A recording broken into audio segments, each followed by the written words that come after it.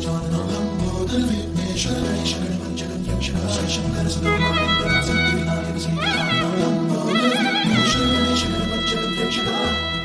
सभी के हृदय में बैठे हुए परमात्मा को मेरा हाथ जोड़कर प्रणाम। मैं दीप्ति भारद्वाज अपने चैनल वितास्ता स्टार क्राफ्ट में आप सबका हार्दिक स्वागत करती हूँ। और आज हमेशा की तरह जैसे मैं कहती हूँ कि इस चैनल पे आपको सिर्फ सेंसिबल, लॉजिकल, कैलकुलेटिव मिलेगा। यानी कि कुछ भी ऐसा नहीं कि कहीं से कुछ भी उठाया, जोड़ दिया और आपके सामने पेश कर दिया। क्योंकि मेरी मंशा यही होती है कि आप लोगों से मैं वो कहूँ जो मैंने पढ़ा है, जो मेरे गुरुओं ने अनुभव के आधार पर मुझे दिया है। आज बात करेंगे ऐसे सुंदर विषय में जिसका हम बहुत हमको पता नहीं होता, हमारी लाइफ में आता है और हम उसको सही तरीके से यूज़ नहीं कर पाते। वो पीरियड है बृहस्पति का चंद्रमा के नक्षत्र रोहिणी में गोचर। हम लोगों ने हमेशा सुना है, देखा और बार बार सुनते हैं गज केसरी योग, गज केसरी योग होता है लेकिन फलीभूत नहीं होता।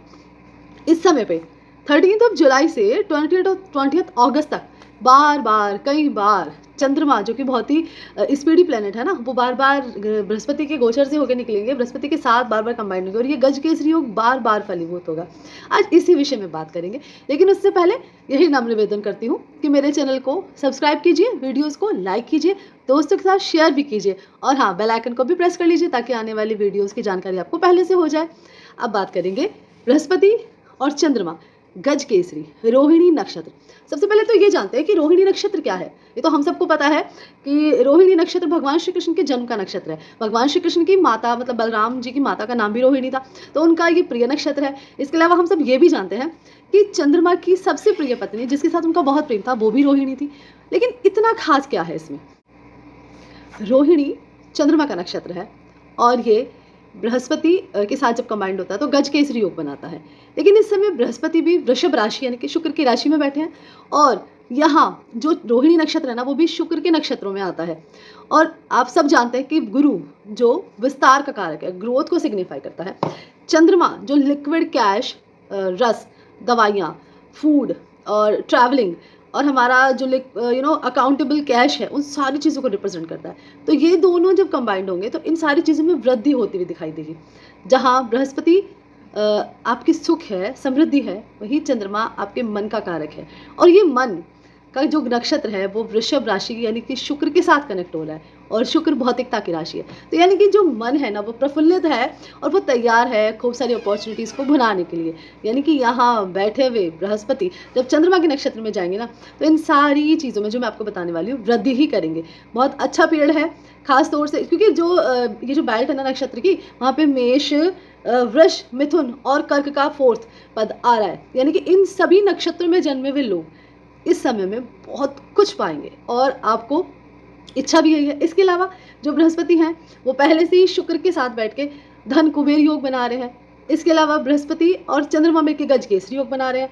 और तो और मीन राशि से लेके मेष और वृषभ राशियों तक, मतलब एक तरफ सारे प्लेनेट हर राशि के अंदर हैं। तो ऐसे उठे हुए ग्रह जब एक साथ चलते हैं तो इस योग का भी निर्माण, आप देखिए कि प्रकृति किस तरह से चीज़ों को मैनिफेस्ट कर रही है। एक तरफ शुक्र भौतिकता को दिखा रहे हैं, वहीं बुध बैठ के आपके इंटेलिजेंसी को ग्रोथ दे रहे हैं। क्योंकि ग्रोथ इसलिए दे रहे हैं क्योंकि बृहस्पति भी है वहाँ। साथ साथ शनि जो मूल त्रिकोण राशि कुंभ में बैठे हैं, राहु जो पाइसेस राशि में बैठे हैं। तो मतलब ये सारे वो प्लेनेट हैं जिनका गोचर हमारी लाइफ को बहुत ही इंट्यूटिवली मैग्नीफाई करता है, बताता है कि ये सारी चीज़ें आपके जीवन में बदलेंगी। तो ये जो ग्रहों का गोचर है ये बहुत ही बढ़िया है। आपकी कुंडली में बृहस्पति की स्थिति इस चीज़ को फाइनल करती है कि आपकी कुंडली में बृहस्पति की स्थिति कैसी है और चंद्रमा की स्थिति कैसी है। अगर इस समय पे कुछ छोटे से उपाय करने से आपको लाभ मिल जाए तो कैसा रहे, तो क्यों ना थोड़ी सी उपाय की बात कर ली जाए। क्योंकि अगर आप डॉक्टर के पास जाते हैं ना तो वो आपको दवाई ज़रूर देता है, खाना ना खाना आपका काम है। तो ऐसे ही मुझे भी लगता है कि कुछ उपाय तो किए ही जा सकते हैं। देखिए, क्योंकि पाइसेस राशि में राहु है, मंगल इस समय पे मूव करके अपनी मेष राशि में चले गए हैं, तो ऊर्जा का स्तर भी बहुत हाई है। बुध स्ट्रेट फॉरवर्ड हो गया, शुक्र अपनी राशि में आ गए, साथ में गुरु भी आ गए। तो ये जो टोटल कॉम्बिनेशन बना है ये कह रहा है कि भाई इस समय सेल्फ सेंटर्ड होके पैसा और पैसा ही कमाना है। यही तो चाहिए ना सबको, सबकी आधार मूलभूत आवश्यकता सिर्फ पैसा है। और ये प्रकृति हमें इस समय सिम्बलाइज कर रही है कि भाई पैसा कमाओ, काम करो सही तरीके से। अब कुछ लोग कहेंगे कि मैडम हमें तो पैसा ही नहीं चाहिए, हमें तो आध्यात्मिक उन्नति चाहिए। तो ये बिल्कुल उनके लिए भी ये परफेक्ट टाइम है, क्योंकि गुरु रोहिणी नक्षत्र में है और रोहिणी भगवान श्री कृष्ण की माता का नक्षत्र, उनका सर्वप्रिय नक्षत्र है। और इस बार 19 अगस्त में जब कृष्ण जन्माष्टमी पड़ेगी तो कम से कम आफ्टर 12 ईयर्स ये कॉम्बिनेशन भी बनने जा रहा है, जहाँ बहुत सुंदर योग में कृष्ण जन्माष्टमी पड़ेगी।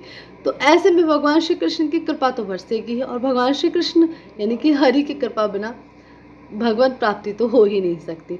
जब क्योंकि रोहिणी नक्षत्र का जो सिंबल है ना, दैट इज बैलगाड़ी।